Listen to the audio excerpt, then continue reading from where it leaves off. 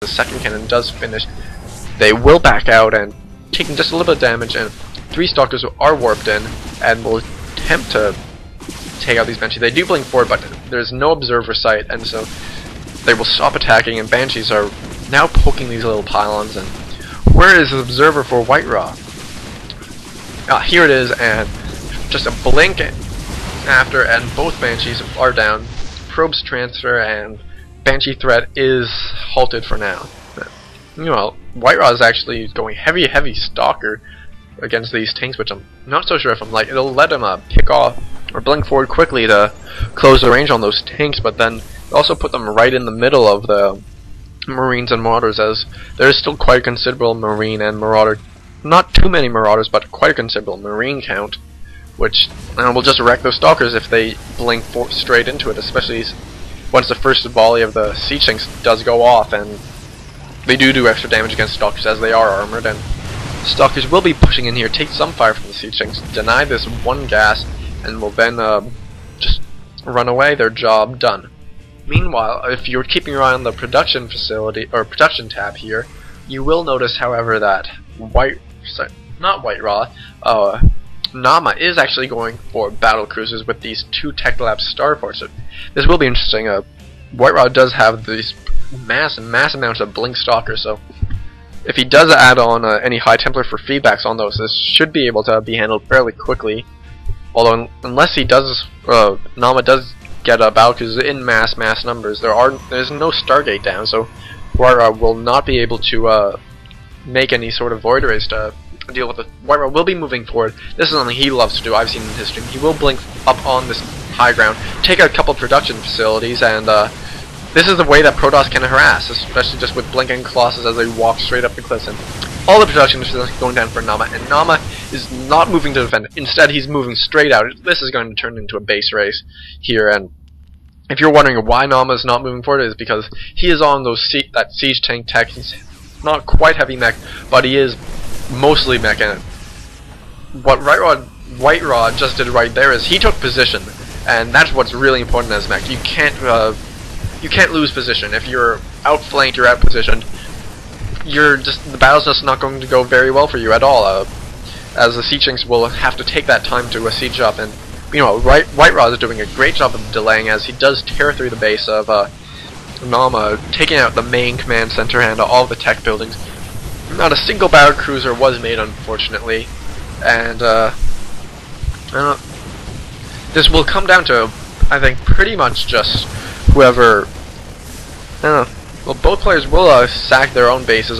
All the probes here for WhiteRa going down, and this will come down to one final battle. The gold command center is being lifted off, will be moved up to WhiteRa's natural or main, but big thing here to note is WhiteRa does have this expansion, which did go down quite a while ago, and so WhiteRa actually is going to be one base ahead of his opponent until this command center lands, which I'm not sure I like this. It seems like it will be moving up to here. I'm not sure if Naama will actually decide to take the main base of WhiteRa here, as there are almost no minerals. It would definitely be a better choice to take the natural and just siege up there to protect it, but as there are more resources here, this natural is not the healthiest. It is about 500 or more per mineral patch, but it'd definitely be much better, although this position will be easier for Naama to defend, and Naama is actually quite aware that his army is actually inferior to that of WhiteRa's, as we can see on the army tab. WhiteRa is almost doubling the resources that are committed to the army, or that are invested in it, and so Naama is bunkering up here. He's doing the Terran Turtle with bunkers and missile turrets and siege tanks, and so Naama actually still not aware of this expansion, I do believe. On camera? No, actually he is aware of this expansion. I don't understand why he is taking that then. He should go for the natural or some other easily defended rich mineral, or not rich mineral field, but a full mineral field, not the measly, what, 1 patch, 2 patches here from WhiteRa. This isn't good. What Virus needs to do is continue to produce more of his production facilities, so refill his army, as we can see WhiteRa already has the DT Shrine, which I actually love, as just because he knows this will be an attrition war, every unit will be counting, every single resource does count here now.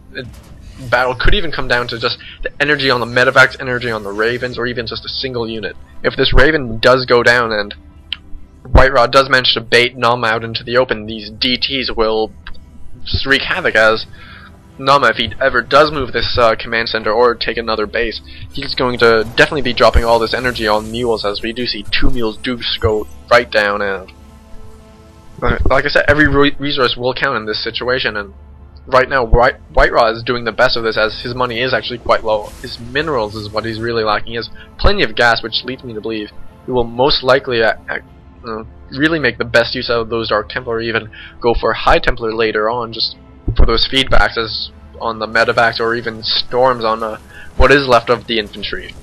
So WhiteRa's still here with just still a few units, cleaning up the last remaining buildings of Naama, while Naama's actually content to leave these buildings here and actually long distance mine from some of these mineral patches. This I don't like. WhiteRa is actually patrolling most of the map, being quite active with his army, making sure that there aren't any ninja expansions anywhere. Although he does have vision on quite a few expansions, he does know that there's no expansion here, nothing here. He reasonably knows nothing's here, as he did kill that off quite a while ago, and this pylon here is also proving to be a great scout for him, as WhiteRa does take this second expansion, so now time will be of the essence for Naama. Naama has to, he just needs to expand, and he will be going for 3 starports, so not quite sure what will be coming out of those. Maybe he will attempt to revive his dream of a battlecruiser army, which at this point won't do too well, as there are quite a number of stalkers. They're not the best, they don't have the best upgrades, but they will definitely be, or have better upgrades than whatever the battlecruisers will come out as. WhiteRa is moving forward. He will pick off a couple of these Marines and SCVs, and Banshee does barely get out, and one siege tank does get picked off, and that is actually huge. Naama only has 5 siege tanks left. That cut down his siege tank line greatly, and we do see 3 tech labs going down on these starports. There's actually a 4th starport coming down. There's no fusion core yet, so most likely it will be Banshees, as there's quite the stockpile of gas and minerals for Naama. Banshees, if he is actually able to pick off this observer, would be just wonderful, as I think there is one robotics facility, but it has not done yet. There's only... No, there actually are 2 observers on the field. I'm not sure where that second one is. I don't think it's with the army. It must be positioned...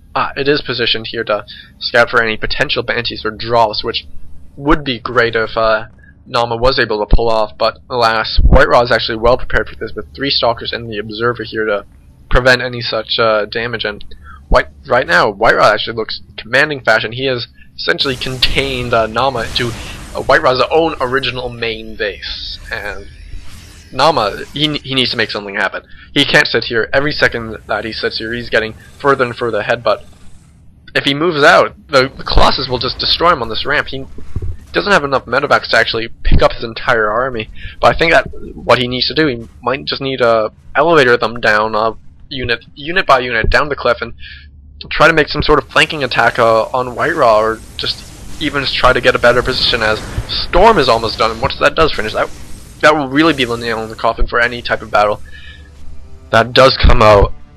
WhiteRa, still with a heavy stalker force, cannot really actually attack Naama until his numbers do grow, and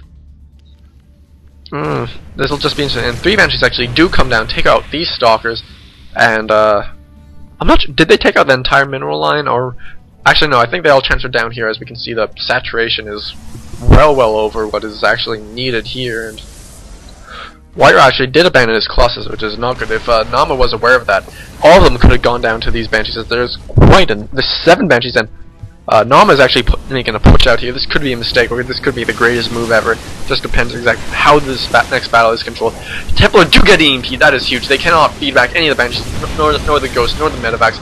Banshees are actually doing quite a bit of hurt on their Colossus. One Colossus almost does go down. This Archon will die before it is finished morphing, and Naama has secured himself another expansion, although feared it is too late. He is already 70 food behind.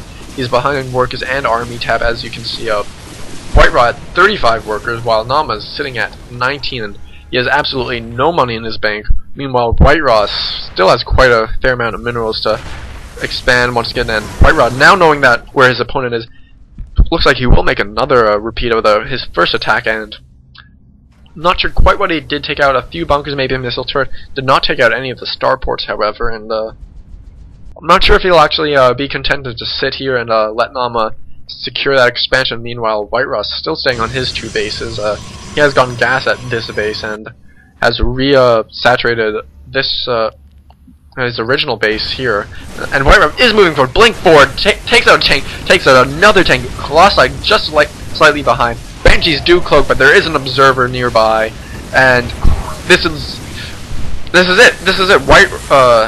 Virus Naama will not survive. Banshees are running out of energy from cloak. The observer must have died somehow. The storm did go down on those Banshees, greatly wounding them, and there's only 2 Banshees left with cloak, and they each have less than 40 energy, and every single worker will go down as these Colossus do survive. The last tank does die as well.